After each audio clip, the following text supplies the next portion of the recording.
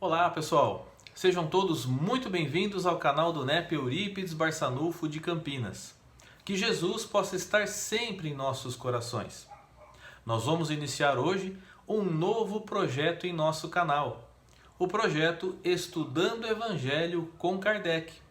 E a melhor maneira de nós estudarmos o Evangelho com Kardec é através da terceira obra da codificação kardeciana, o Evangelho segundo o Espiritismo. Lembrando a todos que o livro Evangelho segundo o Espiritismo reúne as principais passagens de cunho moral, as principais parábolas do Cristo para a nossa compreensão do Evangelho de Jesus. O Evangelho de Jesus está contido basicamente em 4 evangelhos: Evangelho de João, Evangelho de Marcos, de Mateus e de Lucas.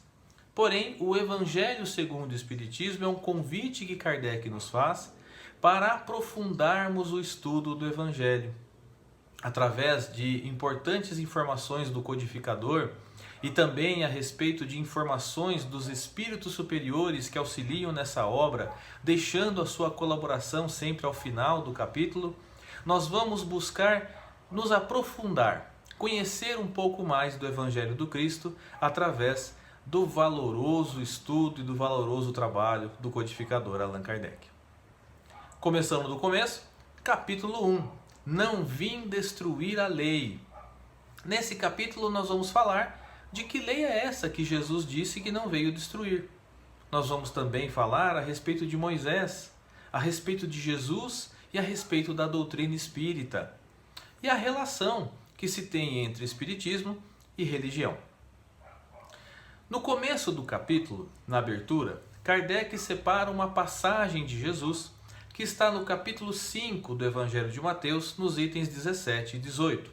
Lembrando que o capítulo 5 é o capítulo referente ao Sermão do Monte.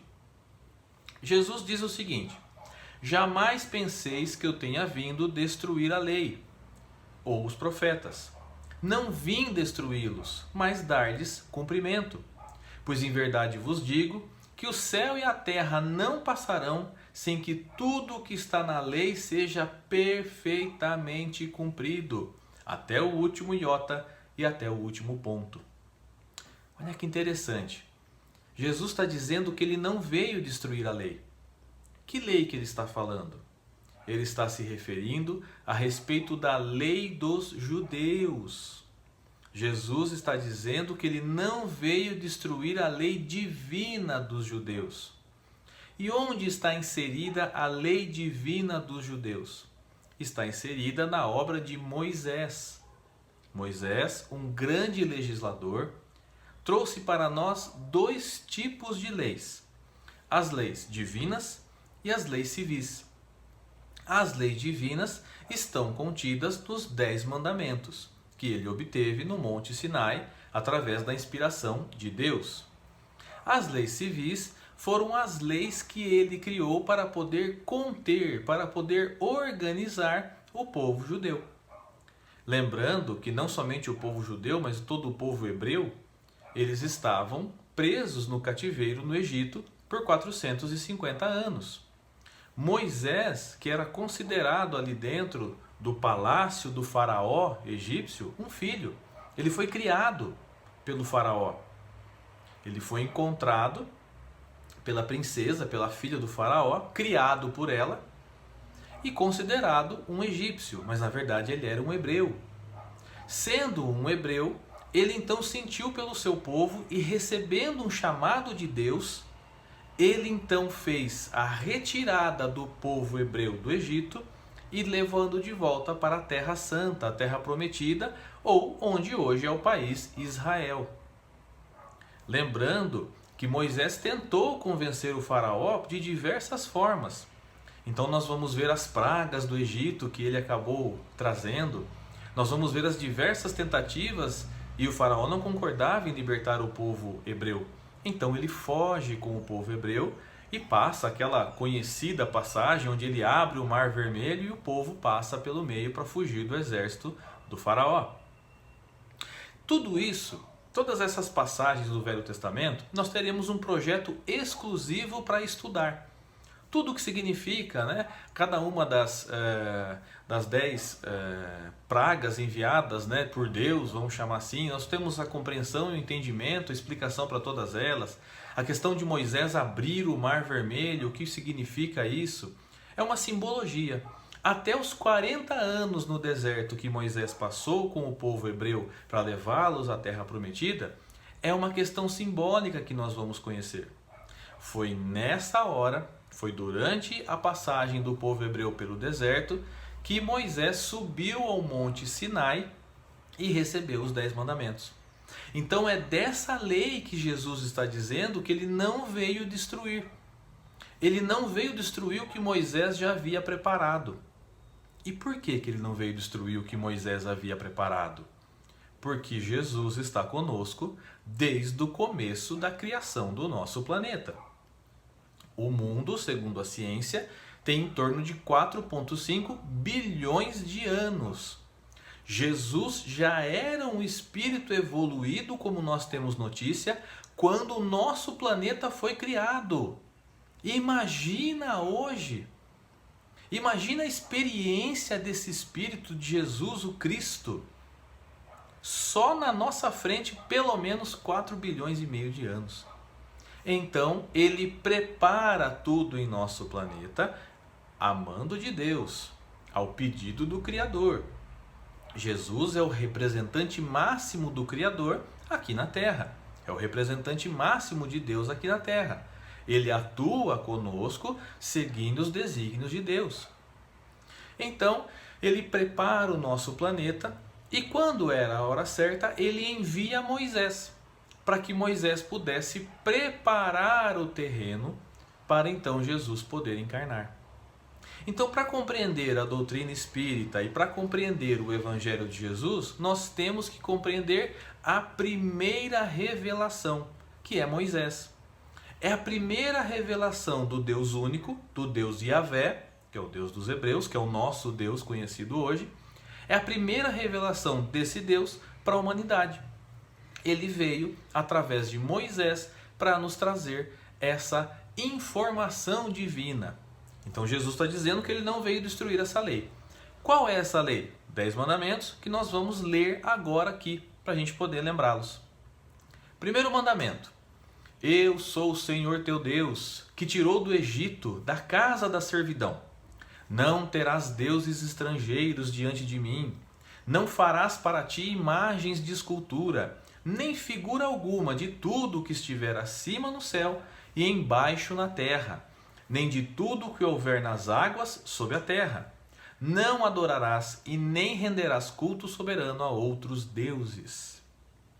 Olha que interessante. O que esse primeiro mandamento nos revela? Não existe outro Deus que não seja o Deus único.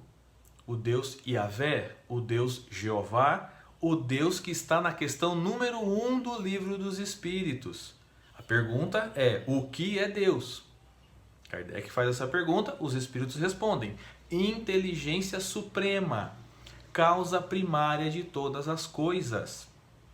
Então, esse povo estava preparado com o conhecimento do Deus único para que ele pudesse receber Jesus. Então, Jesus não poderia nascer, por exemplo, no Egito, onde haviam vários e vários deuses.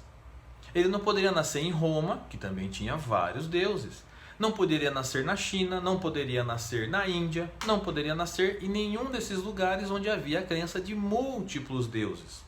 Jesus nasce no povo prometido. Mas o povo judeu é o prometido não porque ele é melhor que os outros. Ele é o prometido porque eles já tinham a crença do Deus único, o Deus que está aqui. Então ele está dizendo, eu sou o Senhor teu Deus que te tirou da casa da escravidão, que enviou através de Moisés para retirá-los da escravidão. Não terás deuses estrangeiros diante de mim. Não terás outros deuses. Não farás para ti imagens de escultura. Por que ele está falando isso? Hoje em dia, nós vemos a crença que não pode ter crença em imagens. Mas a questão, o núcleo, está aqui.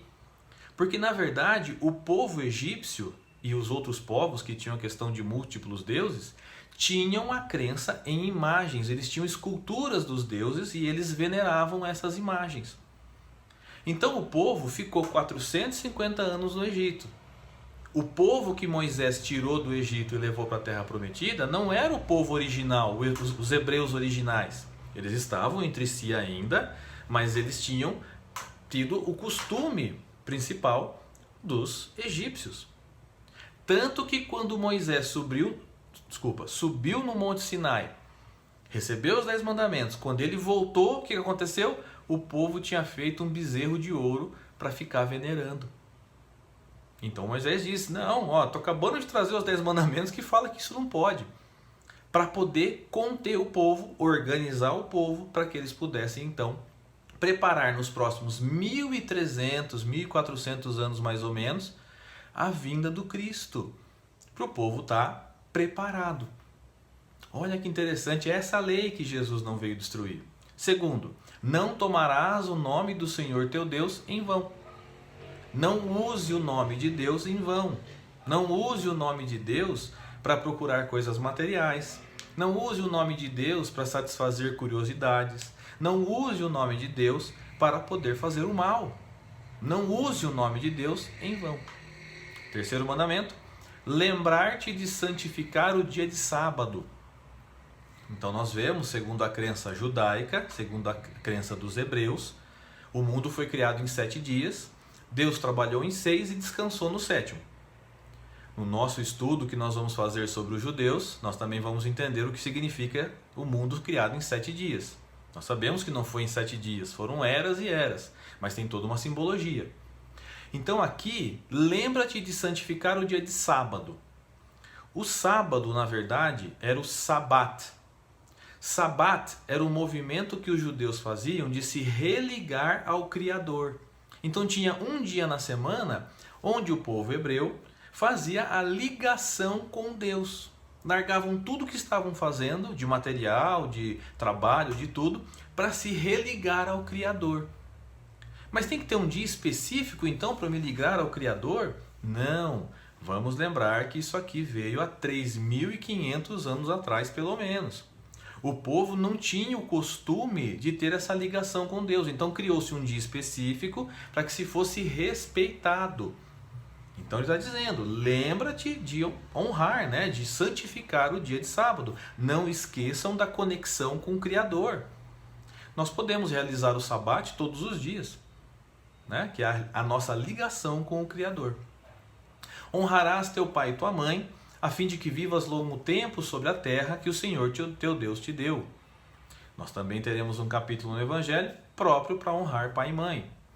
Não matarás, não cometerás adultério, não furtarás, não prestarás falso testemunho contra o teu próximo, não desejarás a mulher do próximo, e não cobiçarás a casa do teu próximo, nem o seu servidor, nem a sua serva, nem o seu boi, nem o seu jumento e nenhuma das coisas que lhe pertencer.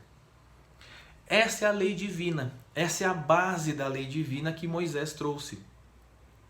Se nós pegarmos o conhecimento que o Cristo nos trouxe, que o governador planetário nos trouxe, ele baseou-se nos 10 mandamentos.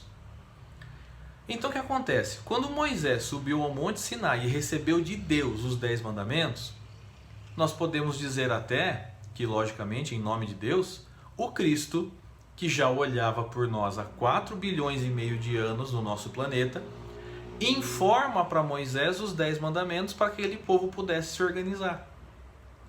Então ele sintetiza, né? Jesus, em nome de Deus, sintetiza para Moisés 10 mandamentos, 10 leis para serem seguidas. Então por isso que ele diz que ele não veio destruir a lei, porque a lei ele mesmo criou para nós. Em nome de Deus, ele trabalha em nosso planeta e nos deu os 10 mandamentos. Então ele disse, eu não vim destruir a lei. Mas aí nós vamos compreender o que Jesus veio fazer. Ele veio elevar a lei de Moisés. Ele veio pegar o conteúdo dos 10 mandamentos e mostrar a todos nós a boa nova, boa notícia, boa novidade, que no grego é euangélio, evangelho, boa nova, boa notícia. E qual é a boa nova? Qual é a boa notícia que o Cristo veio nos contar? que nós podemos transformar a nossa realidade com o nosso pensamento, com nossa boa ação, com o nosso desejo. Nós podemos entender de uma forma melhor o não matarás, o não furtarás, o não cometerás adultério. Ele eleva de uma maneira extraordinária. E como ele diz, eu não vim destruir a lei nem os profetas. Então, a lei de Moisés, que Jesus não veio destruir, e nenhum outro conhecimento dos profetas. Como Isaías, por exemplo, como Elias, que tem todo o conteúdo das suas profecias e de trabalho contida no Velho Testamento. Então Jesus se aproveita, obviamente, desse projeto, desse trabalho e traz um patamar diferente, traz um patamar mais elevado. Jesus transforma os 10 mandamentos de uma maneira muito mais amorosa e muito mais lógica.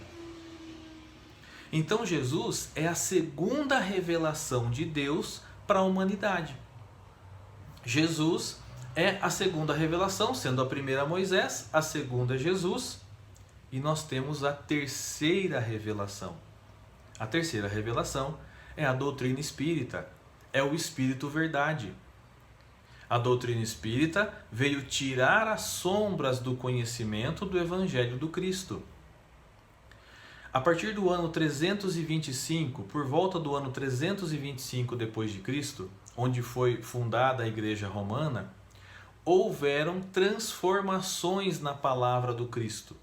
Houveram modificações nos concílios para atender as necessidades, os objetivos da Igreja Romana primitiva. Então, o nosso objetivo na doutrina espírita é buscarmos o Evangelho primitivo, que nós chamamos, que é o que Jesus deixou para os seus discípulos e até mais ou menos por volta do ano 325. Esse Evangelho que nós estamos buscando. Nós estamos estudando esse Evangelho que Kardec vai nos trazer através dos espíritos superiores. Então, para compreendermos a doutrina espírita, nós precisamos compreender Moisés, primeira revelação, Jesus, segunda revelação, para então cairmos na terceira revelação. Nós não podemos ficar apenas na terceira revelação e achar que ela é suficiente para a compreensão de todo o Evangelho. Não é. A doutrina espírita ela é completa, obviamente, por si própria. Mas para compreendermos todo o histórico nosso até hoje, nós precisamos conhecer primeira revelação Moisés, segunda revelação Jesus, para chegarmos na terceira revelação, o Espiritismo, que veio, como diz Kardec, tirar o véu que foi colocado propositalmente no passado. Então nós vamos buscar essa revelação que o Criador nos trouxe, nos traz através da doutrina espírita, através do Espírito Verdade, que inclusive eu convido a todos a lerem a introdução do Evangelho segundo o Espiritismo, que é uma mensagem linda do Espírito Verdade, onde ele vem nos trazer força, dizendo que são chegados os tempos, onde nós vamos conhecer as verdades, onde nós vamos entender, compreender as verdades. Então, para compreendermos a verdade, nós precisamos entender desde lá de trás. O Cristo veio nos trazer todo o conteúdo da Boa Nova e a doutrina espírita vem buscar aprofundar o conhecimento que o Cristo trouxe. Nós não viemos completar o que o Cristo trouxe de forma nenhuma, porque o Cristo, governador do planeta, espírito superior, que nós não temos nem ideia da superioridade dele, de tão grande que é. Imagina que nós vamos ter a vontade de completar alguma coisa. Não. Nós viemos através da doutrina espírita, do estudo que Kardec propõe, para compreender de uma maneira profunda a maneira do Espírito o que está no Evangelho do Cristo. E aí nós vamos ver uma parte importante desse capítulo 1 que Kardec deixou, que é a relação, a aliança da ciência com a religião. No passado, ciência e religião se distanciaram, porque uma não compreendia e uma não aceitava a ideia da outra. A religião, a Igreja Romana, se distancia da ciência, porque a ciência falava uma coisa e a religião falava outra, e a religião dominante era a Igreja Romana. Então, por exemplo, veio lá Galileu Galilei e falou: olha, minha gente, não é o Sol que gira em torno da Terra, não. É a Terra que gira em torno do Sol. A igreja não aguentou, não suportou essa informação. Falou: imagina, para a igreja precisava ser a Terra o centro do universo, para que continuasse existindo o céu e inferno. Como é que eu ia dizer para as pessoas que isso estava mudado se nós viajávamos no universo em volta do Sol? Não podia. Então a ciência se afasta para não ter nenhum tipo de contato. Mas é chegada a hora, como nos diz Kardec, como também nos diz o Espírito Verdade, da religião, no caso a doutrina dos espíritos, explicar a espiritualidade, enquanto enquanto a ciência apresenta a explicação lógica das coisas. As duas devem se unir. E Kardec mesmo diz: se um dia a ciência provar que o espiritismo está incorreto, fique com a ciência. Olha que maravilha! Olha que importância que Kardec nos fala. Fique com a ciência se o espiritismo estiver errado. Então é uma consciência muito grande e a certeza de que o espiritismo nos traz informações corretas. Nenhuma informação até hoje contida nas 5 obras básicas do espiritismo foi dita de forma diferente pela ciência. O que já foi comprovado pela ciência está no Livro dos Espíritos, no Livro dos Médiuns, no Evangelho, Céu e Inferno, na Gênese. Óbvio que existem pontos que ainda são divergentes, que a ciência ainda está trabalhando para poder comprovar. Mas nós vamos entender que a doutrina espírita nos trouxe esse conteúdo, esse conhecimento espiritual. Então, aos poucos, nós vamos trazendo de volta a ciência, porque o espiritismo completa a ciência e vice-versa. Então, essa é a ideia. Então, Jesus não veio destruir a lei, nem a lei de Moisés, e já estava preparando o terreno para que pudesse enviar um outro Consolador, como o próprio Cristo prometeu. Eu vos enviarei outro Consolador. Veio o Consolador, o Espírito Verdade, prometido pelo Cristo, e veio nos dar uma profundidade no conhecimento do seu Evangelho e das coisas espirituais. Então é comum nós vermos aqui no nosso estudo a relação, por exemplo, do Evangelho segundo o Espiritismo com o Livro dos Espíritos. Como eu citei hoje, a questão número 1 do Livro dos Espíritos. Nós vamos ver relações que existem com o livro Céu e Inferno, com o livro A Gênese, muitas vezes com o Livro dos Médiuns. E nós vamos entender também as relações com o Velho Testamento, para trazer de uma forma completa o estudo para todos nós. Esse é o capítulo 1, nós vamos finalizar por aqui. Muito obrigado pela presença de vocês. Se vocês gostaram do nosso vídeo, se inscreva em nosso canal, nós vamos ter aí os 28 capítulos do Evangelho segundo o Espiritismo estudado aqui. Deixe seu like, deixe seu comentário e que Jesus nos abençoe a todos. Um grande abraço e até a próxima.